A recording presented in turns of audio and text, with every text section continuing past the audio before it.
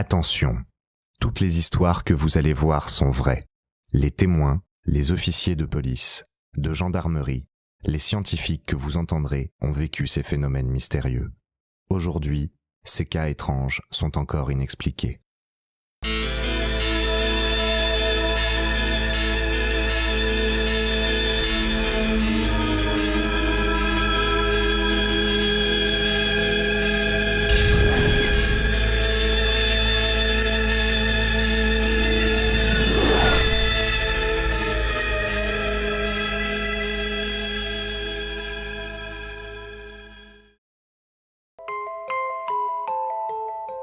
C'est ici, sur les bords paisibles de la Marne, au cœur d'une végétation dense et protectrice, que Fabienne et Michel Mouilleron croyaient avoir trouvé le lieu idéal pour profiter de leurs vieux jours.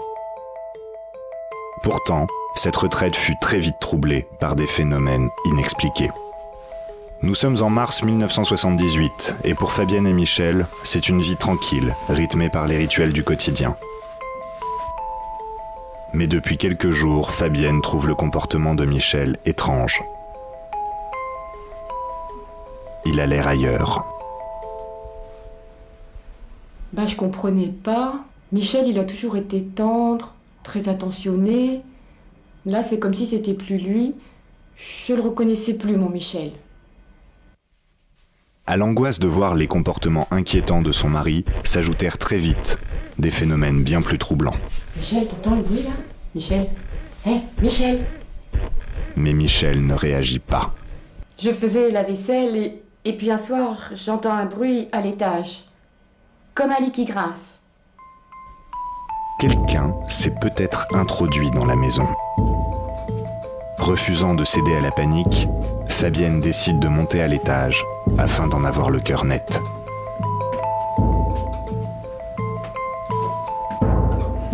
Ce bruit venait de la chambre. Fabienne l'aurait juré.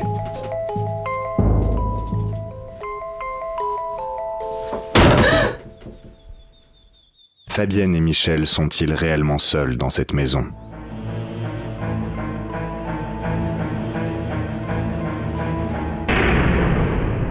Et puis un soir, il s'est passé une chose étrange.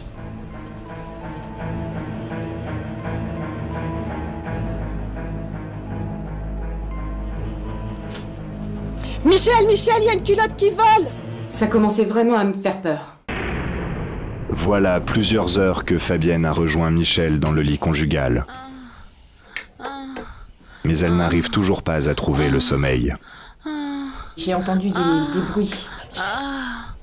Vous savez, des bruits comme quand on fait la chose. Vous voyez ce que je veux dire? Et puis c'est pas tout. J'aurais juré qu'il y avait une présence avec nous, dans le lit. Quelqu'un était là. Et Michel, t'entends? Michel?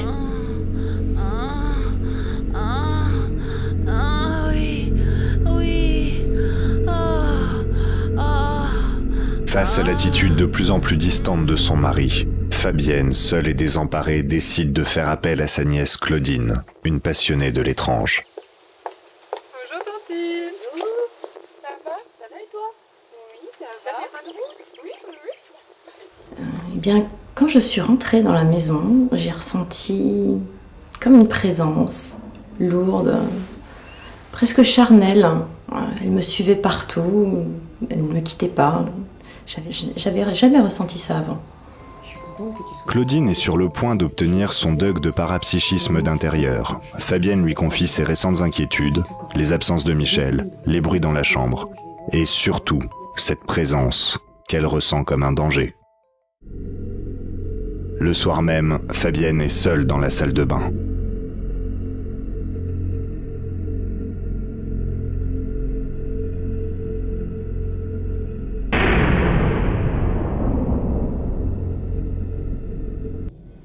J'étais en train de me faire un masque et je sentais comme une présence étrange derrière moi. Je me suis redressée et c'est là que je l'ai vue. La silhouette d'une jeune femme qui me regardait fixement.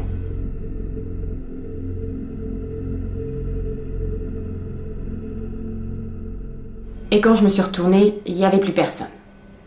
Claudine est persuadée que la maison de son oncle et de sa tante a été le lieu d'événements tragiques. Elle décide de se rendre à la mairie du village afin d'enquêter.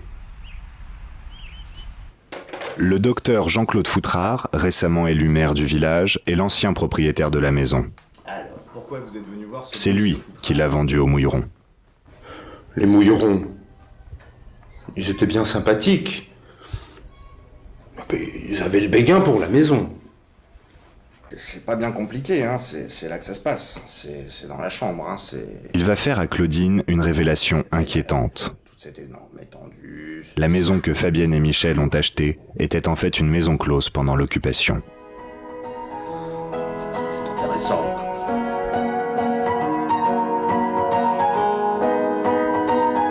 Et c'est un soir d'octobre 1943, alors que des soldats allemands fêtaient leur récente victoire sur le front de l'Est, qu'un drame se produisit.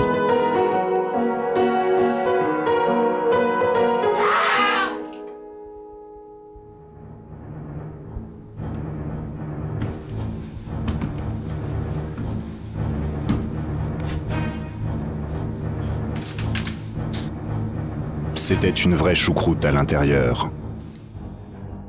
Mado Malute, dite Mado la Turlute, gisait morte, très sauvagement assassinée par un officier SS.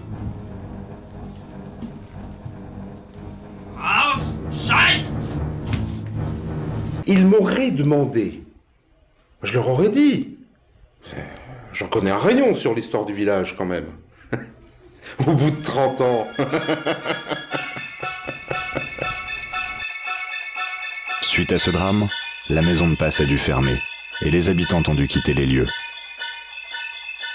Depuis ce jour, des voix s'élèvent dans le village. Forte de ce que lui a appris le maire Foutrard, Claudine décide de passer à l'action et d'entrer en contact avec l'esprit qui hante la maison de sa tante. Ce soir-là, toutes les conditions étaient réunies pour un bon contact médiumnique.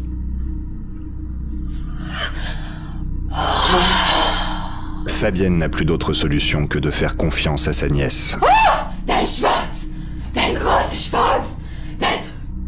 L'esprit de Mado va-t-il se manifester? Ach so, wegen mich! Wegen mich! Ah! Schöne Soldat! Ah!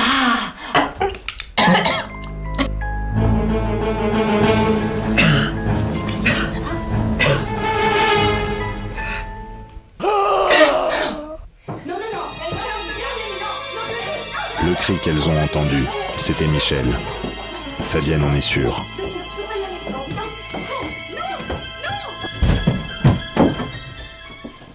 Tonton? Oh, Michel! Quel terrible secret renferme cette armoire. Qu'est-ce que tu caches là-dedans?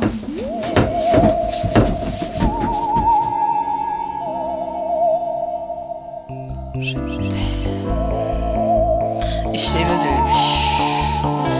I love you. Я тебя люблю.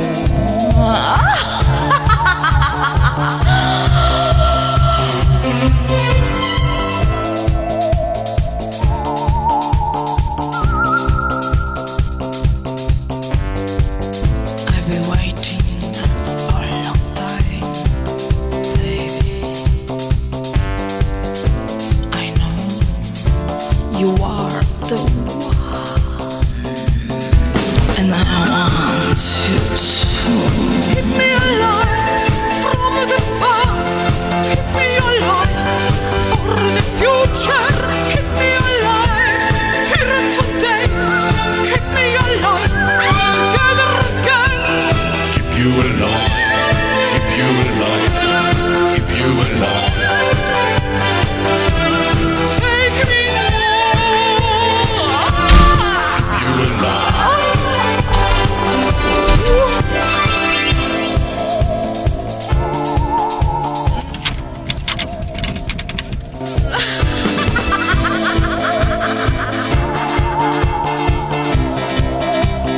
Trust me, baby.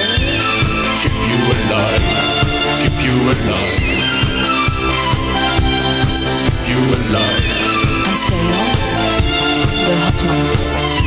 I'm still the sexy one. I'm still the hot one. I'm still the sexy one. I'm still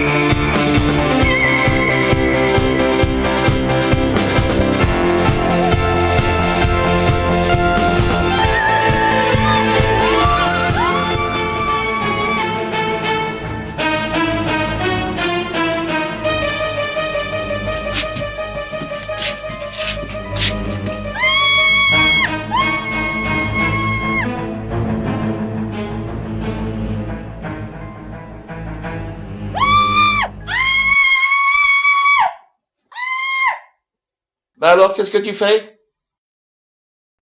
Allez, tu viens me faire à manger?